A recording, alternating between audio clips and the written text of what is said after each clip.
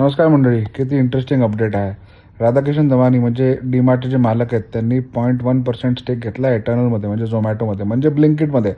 म्हणजे आपल्याच कॉम्पिटिटरमध्ये त्यांनी ऑलमोस्ट 300 कोटीचा स्टेक घेतला आहे. एटर्नलचं आता व्हॅल्युएशन 3.25 लाख कोटी झालं आहे. लिस्टिंग व्हॅल्युएशन 60,000 कोटीच्या आसपास होतं.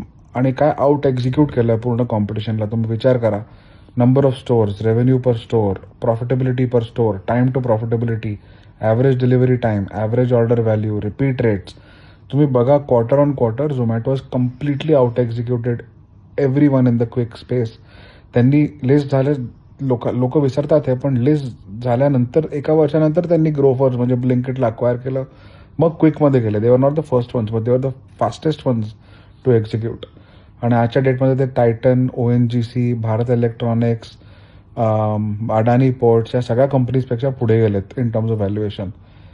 दे are the 22nd largest company in the country. दर म्युच्युअल फंड, दर इंडेक्स फंडचं एक्सपोजर आहे त्यांना. तर they are now establishing themselves. आता कन्झ्युमर इंटरनेट व्हेंचर फंडेडमध्ये ते आम्हाला दाखवतात की कसं तुम्ही कंपनीला वाढवू शकता, ब्रँड बनवू शकता, आणि मग त्याला लिस्ट करून रिटेल इन्व्हेस्टरला तुम्ही कसं त्यांना पण रिटर्न्स देऊ शकता. तर अमेझिंग आहे, अमेझिंग टू सी. आणि आता दमानी सरांनी पण घेतलं आहे, one of the sharpest stock market investors and obviously entrepreneurs. If he has bought such a large stake, ह्याचा अर्थ हाच आहे की Eternal is here to stay, much like its name. बघू आता. आम्हाला खूप फायदा होतो ब्लिंकिटचा.